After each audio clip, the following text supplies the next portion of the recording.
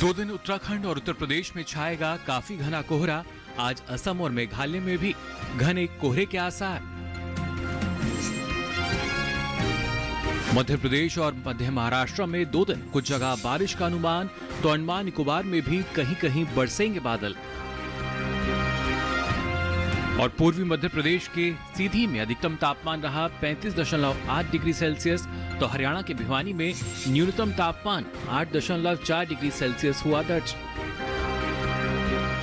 नमस्कार, आप सभी का स्वागत मौसम खबर में। मैं हूं मुकुल शर्मा। देश के किन हिस्सों में होगी बारिश, कहां चलेंगी तेज हवाएं और कैसी रहेगी तापमान की चाल बताएंगे आपको। साथ ही ऐसे मौसम में किसानों के लिए क्या है विशेषज्ञों की सलाह। लेकिन आइए सबसे पहले आपको बताते हैं अगले 2 दिन मौसम में क्या कुछ खास रह सकता है। आज हिमाचल प्रदेश में इक्का दुक्का जगह घने कोहरे का अनुमान है। आज और कल उत्तराखंड में भी कहीं कहीं काफी घना कोहरा छा सकता है। पंजाब, हरियाणा और दिल्ली में भी 2 दिन इक्का दुक्का स्थानों पर घना कोहरा छाने की संभावना है। वहीं 2 दिन उत्तर प्रदेश में भी कहीं कहीं काफी घने कोहरे के आसार नजर आ रहे हैं। असम और मेघालय में आज इक्का दुक्का इलाकों में घना कोहरा छा सकता है। वहीं नागालैंड, मणिपुर, मिजोरम और त्रिपुरा में भी कहीं कहीं घना कोहरा छाने का अनुमान है।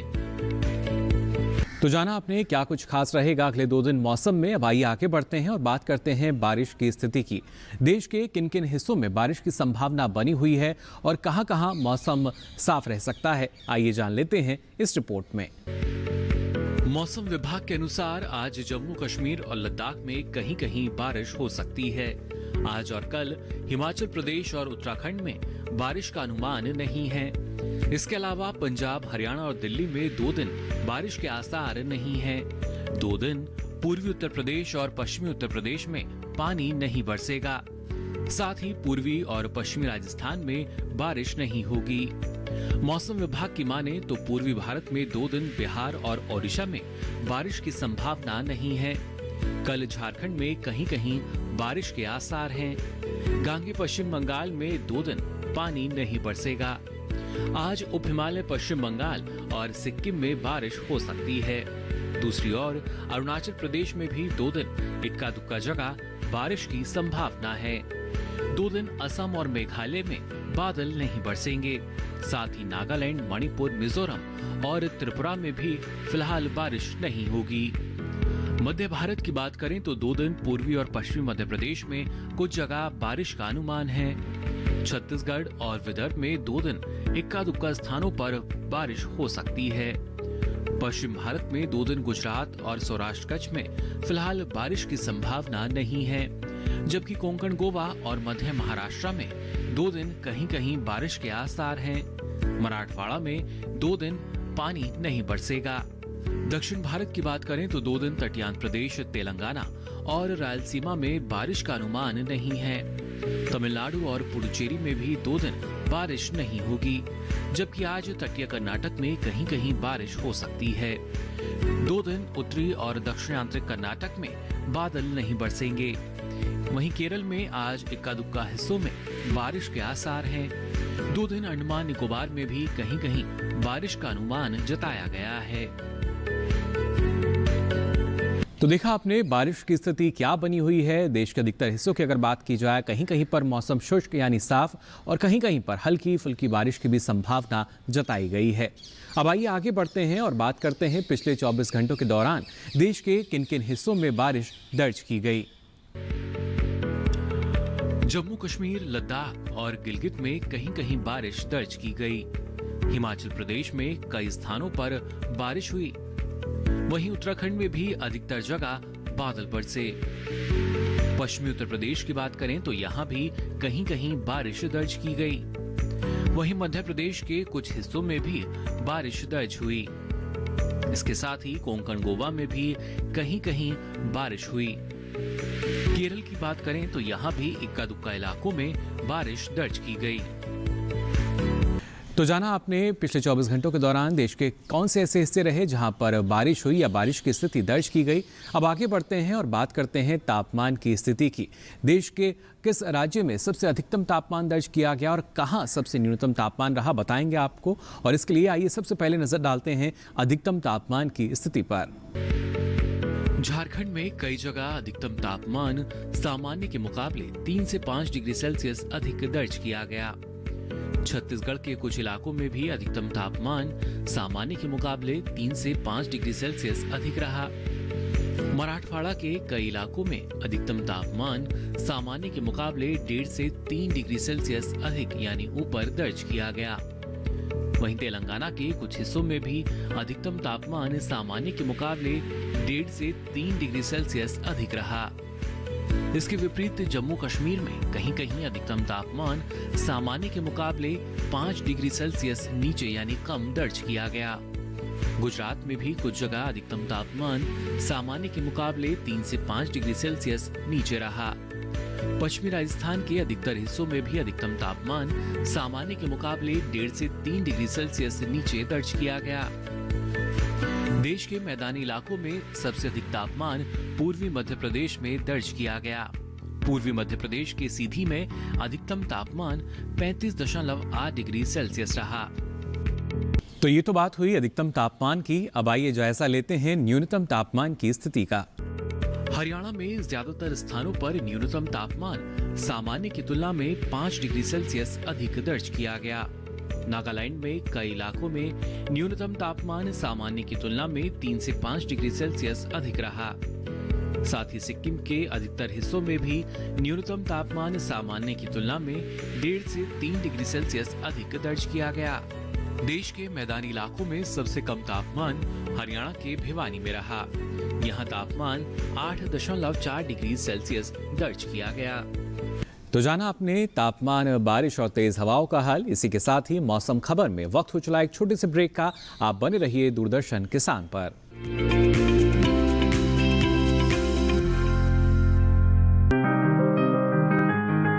बीमारियों से कैसे बचेगी फसल?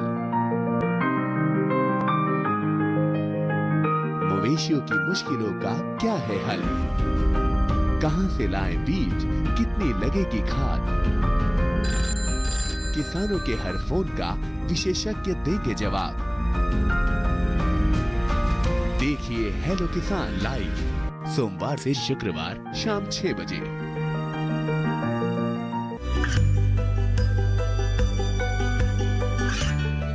गांवों और पिछड़े क्षेत्रों में सरकारी योजनाओं की जानकारी पहुंचा। देश में कौशल और क्षमता विकास कर ग्रामीणों को सामाजिक बदलाव और विकास से जोड़ने की दूरदर्शन किसान की पहल चौपाल चर्चा देखें सोमवार से शुक्रवार सुबह 9 बजे।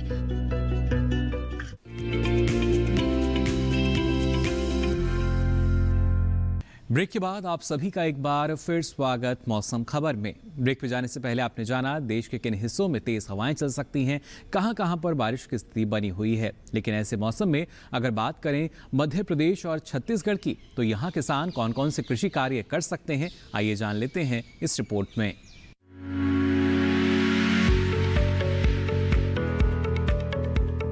मध्य प्रदेश में कपास और सरसों के खेत में सिंचाई करें, साथ ही मटर और आलू के खेत में सिंचाई कर लें। किसान गेहूं की बुआई कर सकते हैं। अभी प्याज की रोपाई के लिए उपयुक्त समय है। यहीं सरसों में निराई और गुड़ाई करते रहें। वहीं टमाटर, बैंगन और लाल मिर्च की बुआई करें। इसी तरह फूल गोभी और पत्ता गोभी भी बोएं। इसके अलावा गन्ने के खेत में सिंचाई कर लें। इस समय अरहर और चने में कीट लगने की आशंका है। ऐसे में कृषि विशेषज्ञों की सलाह से अरहर और चने में कीटनाशकों का छिड़काव करें। यहाँ चने की बुआई कर लें। मध्य प्रदेश में मेथी और पालक की बुआई कर सकते हैं। किसान धनिया और शलजम की बुआई करें। धनिया और शलजम में पर्याप्त नमी बनाए रखें। छत्तीसगढ़ में गेहूं में सिंचाई कर लें। किसान सरसों में निराई कर सकते हैं। सरसों में सिंचाई करते रहें किसान। यहाँ मक्के की बुआई करें। मक्के में सिंचाई का कार्य भी करते रहें। अभी अरबी की खुदाई कर लें। वहीं मटर और बीन्स की बुआई भी करते रहें किसान। इसके अलावा धान की तैयार फसलों की कटाई कर सकते हैं। साथ ही गेहूं में उचित मात्रा में नमी बनाए रखें। यहीं सूरजमुखी की बुआई के लिए समय बिल्कुल उपयुक्त है। यहाँ कपास और कुसुम की बुआई का कार्य भी किया जा सकता है। छत्तीसगढ़ में आलू की बुआई कर सकते हैं किसान। इसी तरह से लहसुन की बुआई भी इस क्षेत्र में की जा सकती है। लहसुन में जरूरी उर्वरक जरूर डालें। लहसुन में पर्याप्त नमी भी बनाए रखें। किसान टमाटर, बैंगन और लाल मिर्च की रोपाई कर लें।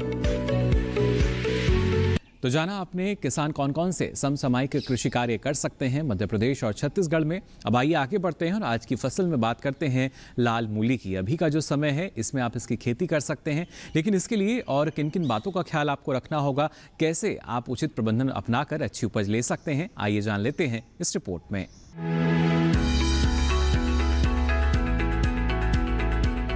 ये समय मूली की बुआई के लिए अच्छा है। इस समय किसान मूली की पूसा मृदुला किस्म लगा सकते हैं। मूली की इस किस्म की बुआई सितंबर से फरवरी तक की जा सकती है। खास बात ये है कि ये किस्म पूरे भारत में लगाई जा सकती है। 1 हेक्टेयर में बिजाई करने पर इसकी 135 क्विंटल तक उपज ली जा सकती है। इस मूली की जड़ लट्टू के आकार की होती है और इसका रंग चमकीला लाल होता है। ये खाने में मुलायम होती है और इसका स्वाद काफी तीखा होता है। इसकी पत्तियां गहरे हरे रंग की होती है। बुआई के 20 से 25 दिनों बाद ये तैयार हो जाती है। किसान बुआई से पहले खेतों को जोतकर एकदम समतल कर ले। साथ ही खेतों में से खरपतवार को भी पूरी तरह से निकाल ले। बुआई के लिए 8 से 10 किलो बीज 1 हेक्टेयर के लिए काफी रहेंगे। बुआई करते समय पंक्ति से पंक्ति की दूरी 30 सेंटीमीटर और पौध से पौध की दूरी 10 सेंटीमीटर रखें। बुआई के बाद 6 से 7 दिन के अंतराल पर फसल में पहली सिंचाई करते रहें। मूली में चेंपा होने का खतरा बना रहता है, लेकिन दवाओं का इस्तेमाल सिर्फ आखिरी विकल्प के रूप में ही करें। दवाओं के छिड़काव से पहले फसल पर नीम के घोल या नीम के तेल का छिड़काव करें। अगर इससे कोई फर्क नजर नहीं आए तभी दवाओं का इस्तेमाल करें। इस बात का ध्यान जरूर रखें कि फसल में किसी भी तरह की दवाओं का छिड़काव करने से पहले किसी कृषि विशेषज्ञ से सलाह जरूर लें। तो जाना आपने लाल मूली की सफलतापूर्वक खेती आप कैसे कर सकते हैं। अब आगे बढ़ते हैं और आपको बताते हैं कर्नाटका की अगर बात की जाए तो यहाँ पर किसान कौन कौन से कृषि कार्य कर सकते हैं। कर्नाटक में मूंगफली की किसान खुदाई कर सकते हैं।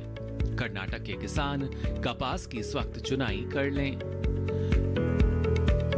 कर्नाटक के किसान टमाटर और बैंगन में जरूरी उर्वरक आवश्यकता अनुसार डाल सकते हैं। साथ ही किसान लाल मिर्च में भी जरूरी उर्वरक का इस्तेमाल करें। कर्नाटक में उड़द और मूंग की बुआई किसान कर सकते हैं। कर्नाटक में ही गन्ने की रोपाई किसान फिलहाल कर सकते हैं। कर्नाटक के किसान धान की कटाई करते रहें। इस समय अरहर में कीट लगने की आशंका है। कृषि विशेषज्ञों की सलाह से अरहर में किसान कीटनाशक का छिड़काव कर सकते हैं। साथ ही किसान दलहन में पर्याप्त नमी बनाए रखें। इसी के साथ ही मौसम खबर में वक्त हो चला एक और छोटे से ब्रेक का। आप बने रहिए दूरदर्शन किसान पर।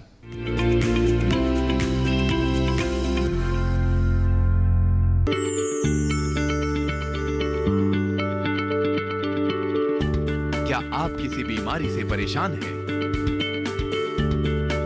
चाहते हैं डॉक्टर की सलाह? तो हम हैं आपके साथ। बताएंगे आपको जीने की राह।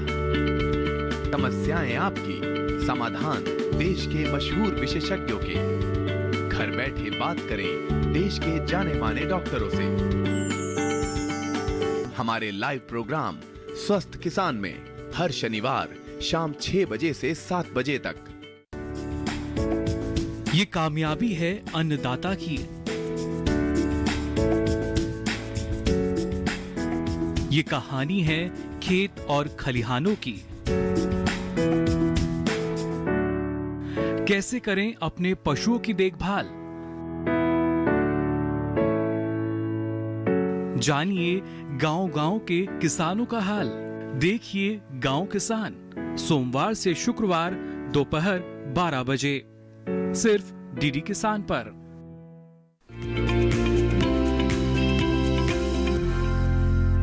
ब्रेक के बाद आप सभी का एक बार फिर स्वागत मौसम खबर में। अब चलिए आपको बताते हैं आंध्र प्रदेश के किसान फिलहाल के समय में कौन कौन से कृषि कार्य कर सकते हैं। आंध्र प्रदेश के किसान धान की कटाई फिलहाल कर सकते हैं। साथ ही किसान मूंगफली की बुआई भी अभी कर सकते हैं। आंध्र प्रदेश में किसान मूंगफली में आवश्यकता अनुसार सिंचाई करें। आंध्र प्रदेश के किसान मूंगफली की फसल में पर्याप्त नमी बनाए रखें। आंध्र प्रदेश के किसान गन्ने की कटाई करते रहें। साथ ही यहाँ के किसान मक्के की बुआई अभी कर सकते हैं। आंध्र प्रदेश के किसान मक्का के खेत से खरपतवार निकाल लें। आंध्र प्रदेश में काबुली चने की बुआई भी किसान कर सकते हैं। साथ ही यहाँ किसान उड़द के खेत से पानी की निकासी की व्यवस्था जरूर करें। और आइए अब नजर डाल लेते हैं मौसम की खास खबरों पर। क्या कुछ खास रहेगा मौसम में अगले 2 दिन, आइए जानते हैं। ओडिशा में आज इक्का दुक्का जगह घना कोहरा छा सकता है। आज मध्य प्रदेश और राजस्थान में भी कहीं कहीं घना कोहरा छाने का अनुमान है। मध्य प्रदेश में 2 दिन और छत्तीसगढ़ में कल बिजली चमकने के साथ ही तेज हवाएं चल सकती हैं। वहीं कल विदर्भ में भी बिजली चमकने के साथ ही तेज हवाएं चलने का अनुमान है। मध्य महाराष्ट्र में आज बिजली चमकने के साथ ही तेज हवाओं की संभावना जताई गई है। आज केरल में भी बिजली चमकने के साथ ही तेज हवाओं का अनुमान बना हुआ है। और चलते चलते नजर डाल लेते हैं देश के प्रमुख शहरों के तापमान पर।